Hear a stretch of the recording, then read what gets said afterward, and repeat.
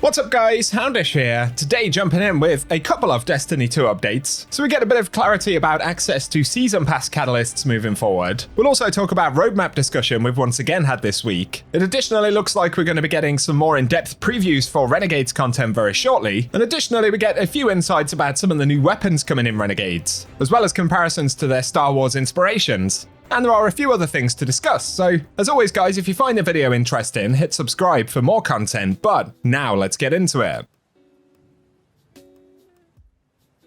First up, I've seen this question a few times. Players are asking how you get the catalyst for third iteration. This is of course after Ash and Iron, where we got a new Season Pass, and that's actually locked players out of Season Pass rewards from Edge of Fate.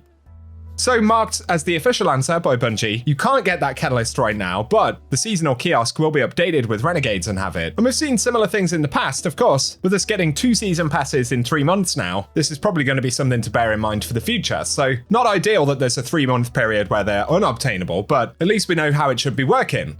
Random thing right here, but cheating in PvP, of course, been a problem for some time, but it's getting even more wild. We can see someone here actually had Matter Spark in the Crucible, as shared by ZK Mushroom. That's on top of giant weapons, giant guardians, and miniature guardians showing up in PvP with cheats now, so it certainly isn't getting any better, is it? In other news though, a large number of Destiny creators seem to be heading on a family vacation this week, which is pretty strange. Obviously only a couple of examples here, but I've seen plenty of folks discuss it. They're teasing that they're heading to Bungie, basically. And much like we saw for Edge of Fate, this probably means we're going to get previews very soon. Maybe next week we'll get some dedicated gameplay for Renegades. How much of an opportunity there'll be for feedback though at this event is yet to be seen. And I'd say at the moment that's a very important component. As Grenada Jake pointed out, and others have said, the hope is that anyone at Bungie will be able to push community feedback. I'm sure Bungie are aware of most of it, but there'll additionally be the component where I'm sure some folks will be hyping up Renegades with reveal content when it does drop, probably next week or so. So we'll see how it's all looking, and hopefully Bungie will have some additional good communications to put out at the same time. And I'd say it's relatively likely that we're going to hear more about some of the components we've been asking for in the next couple of weeks as the marketing cycle spins up. It's the same way I said, I think at the weekend or something. I imagine we'll hear something about this roadmap in the next couple of weeks, and lo and behold, DMG finally references it after the community kind of going wild for a fortnight. Who knows, maybe we'll even get some commentary from game director Tyson Green.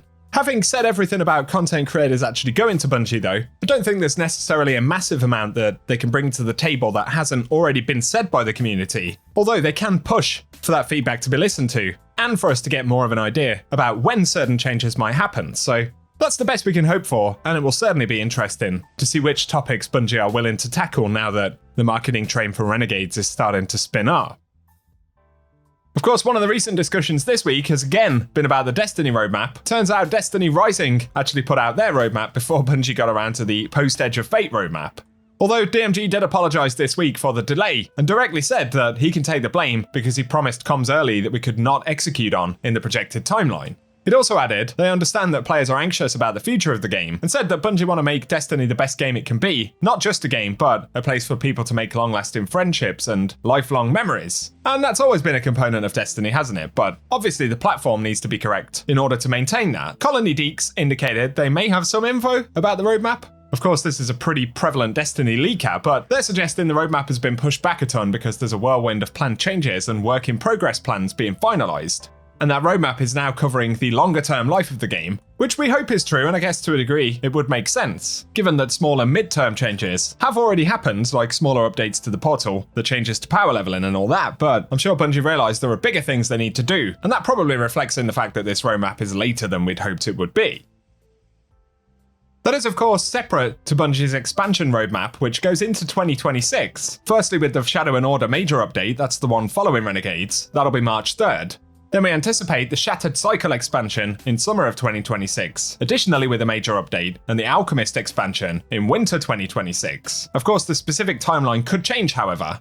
But looking at the Renegade stuff from this week, Alison from Bungie, who works on the narrative team, said, Weapon Trailer Day is always fun because I get excited about the lore tabs attached to the weapons and then remember that no one has seen them yet.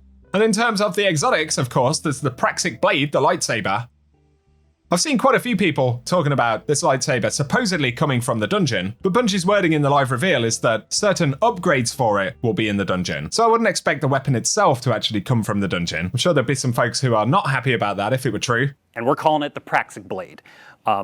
Again, we'll be sharing a whole lot more closer to launch. I'm really sorry, I feel like a parrot right now just saying the same thing. But what I can say is that the Praxic Blade is going to be highly customizable in both gameplay and visuals. And so there's going to be a ton of parts and components that you'll be chasing and discovering throughout the Lawless Frontier, within the Turf War, within the dungeon itself. And this is all about kind of making the Praxic Blade your own. The blade really does feel truly exotic right now. You can do things with it that no other weapon can do in Destiny. And I really can't wait till players get their hands on it here in a few months. And the fact that we'll get upgrades for it from this piece of content is probably because the dungeon is now part of the expansion and not a separate dungeon key technically, so it's worth keeping it in mind. The other big Star Wars themed weapon, of course, is the new crossbow, which is inspired by the Wookiee crossbow, just like Chewbacca has. Then in terms of other exotics, assuming that the crossbow isn't a season pass thing, there'll probably be a separate one there, and potentially a separate one for the dungeon, so hopefully at least a couple more than what we're seeing in the previews. Mercules from Bungie though referenced working on these weapons as being a big fan of Star Wars, and he additionally commented on the fact that you can run Star Wars themed weapons in pretty much every slot. In terms of other weapons inspired by Star Wars though, there's the Uncivil Discourse hand cannon, which is inspired by Han Solo's DL-44 heavy blaster. This was interesting for myself because I know Star Wars a little bit, but I don't have a crazy knowledge of it. Then the M17 Fast Talker SMG is inspired by the DC-17M interchangeable weapon system wielded by the Clone Commands. Then there's the modified B7 pistol, inspired by a weapon used by Cassian Andor. And Boba Fett's carbine rifle, which is the all or nothing in Destiny 2. Obviously we can see they are not like for like, but heavily influenced. Plus there is the Compact Defender, that's the new sidearm, inspired by Leia Organa's blaster from New Hope, and then we have the Amban Phase Pulse Blaster used by Din Djarin in Mandalorian, which is the refurbished A499. So it's interesting to see some of the inspirations for these. That's on top, of course, of the exotic armor pieces that we've seen, so they look pretty cool. There's been a discussion about how many exotics we're getting. Obviously a specific number is not confirmed. Some folks also say they'd love to see more aspects and fragments and things added for subclasses as well, and sometimes they can be more valuable than new exotics, which is a fair comment. I hope that we see some of that stuff also. We're clearly not getting any major new abilities for Renegades, otherwise we'd have probably seen them by now, but I definitely hope going into 2026 that Bungie try and bring that back into focus a bit if we're getting additional expansions next summer and beyond. Otherwise, for this week, we are going to get a sandbox-related Renegades TWID, and they'll probably give a mention for the Call to Arms event, which begins next week as well. That's technically the end-of-season event, which will serve as a catch-up as well as an opportunity to get a bunch of loot and some Renegades prep, as we'll be able to earn packages or tokens that we can stack up and then get Renegades loot with in December, so I'm sure Bungie will give a mention for that later on as well, and as always I will keep you posted. But for today that's what we have, so if you've enjoyed the video or found it interesting, a rating very much helps us on the channel. Be sure as well to get subscribed so I can keep you up to date with more things related to the game. But otherwise, thank you for tuning in, and I hope you guys have an awesome day.